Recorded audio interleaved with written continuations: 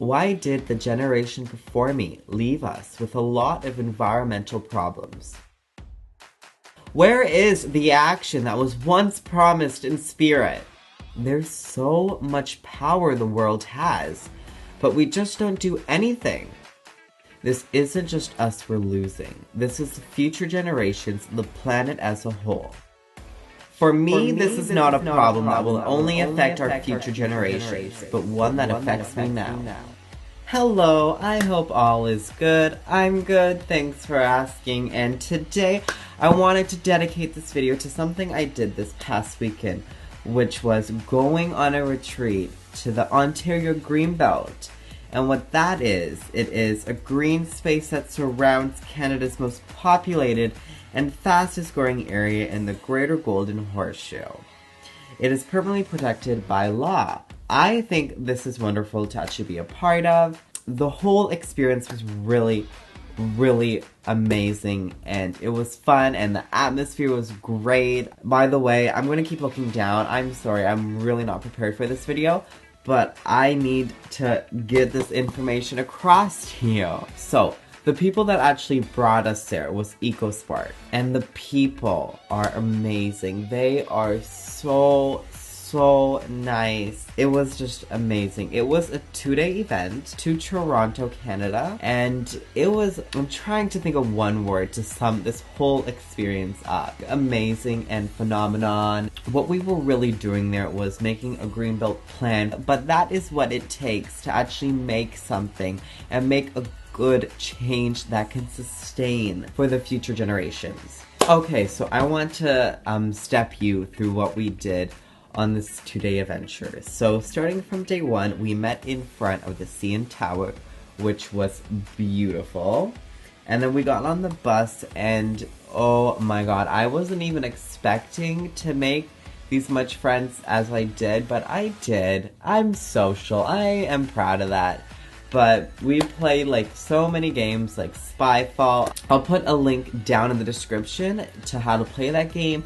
We also played Mafia. Those games were so much fun to play. I would recommend you to play those games too. On day 1, we started on the bus. We drove all the way to the Rouge National Urban Park. Now what we did there, we hiked. It was a really beautiful view, but that whole area was really to let us know that that land ensures the strongest level of protection of wildlife, floral, fossils, artifacts, and other natural and cultural resources. It was just a really good land to actually be on because it was a part of the Greenbelt, Ontario, which is the land that protects wildlife. I thought that was really cool to be part of. And then the next stop we went to was Port Hope. And some of you people do know this from the 1980 flood. What caused this flood was trees being ripped out of the ground. And what trees did was, when it rained, the roots would suck it up and build a tree, blah blah blah.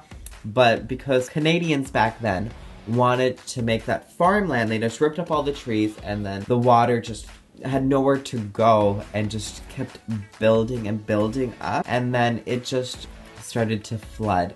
But other stuff made that flood happen, which was the population increase, ice melting. It was a bunch of factors that caused the flood in 1980. There was a book made on this. I absolutely adore that book. We read it in grade 6. I will leave a link in the description below for that book. The book is amazing. It's some good stuff. And then the last stop we did on day 1, we went to Peterborough for amazing food. Let me get that across to you.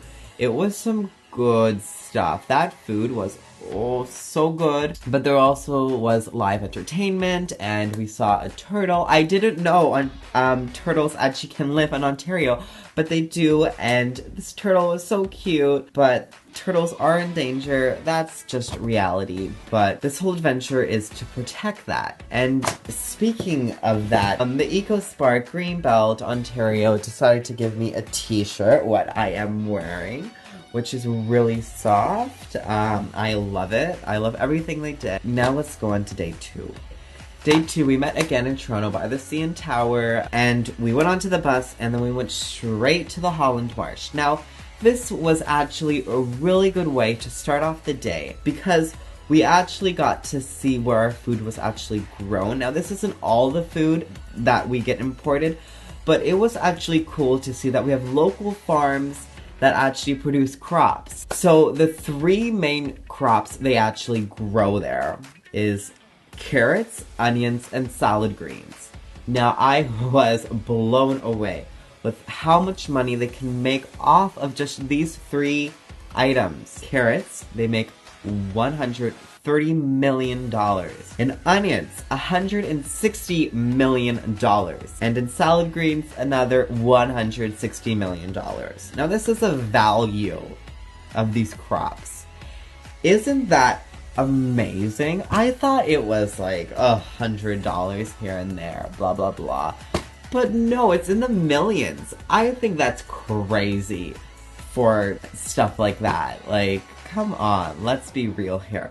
But it was actually really beautiful to see because it was off of a highway. We just went there for some pictures, but I thought it was really cool to actually see a farm in real life and not instead of pictures, and be able to breathe in all of that aroma. It was really cool. Oh, and the farm has started since the 1900s and still continues today. The next stop was an apple orchard, and this was my favorite stop out of all of them. It had amazing food. It was in Aurora, Ontario, but the food, okay? Do you guys know what a toaster strudel is? Okay, I'll put like a picture right there. That's what a toaster strudel is. But they had an apple fritter, which I don't know if I'm doing it there, but maybe I am. They had an apple fritter, and oh my god, it was so good. I think I'm gonna just drive there to get an apple fritter again. But it was cool to see how much apples they can grow, how many different kinds of apples. I thought one apple's an apple, like come on, let's not be crazy here. Let's not have to study apples, but life is complicated and we have to study apples. There are 6 types of apples that they grow there, but there's tons more kinds of apples. Also, the apple orchard was amazing to see that it was a family-run business and how close the community was. But then the last stop was also in Aurora, Ontario, and this was also my favorite stop. I have lots of favorite stops, but they had really good music. I will leave a link in the description to their band. It was so good. Like, I was surprised because they're not really well known, but they were really good how they changed the cover of songs and stuff. It was really good.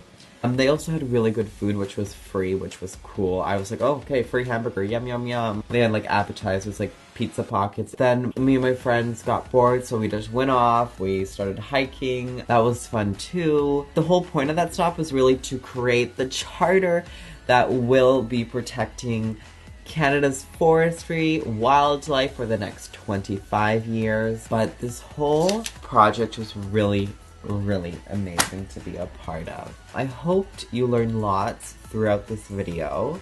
If you did, please give it a like. And please check out all the links in the description below. And have an amazing day. Goodbye.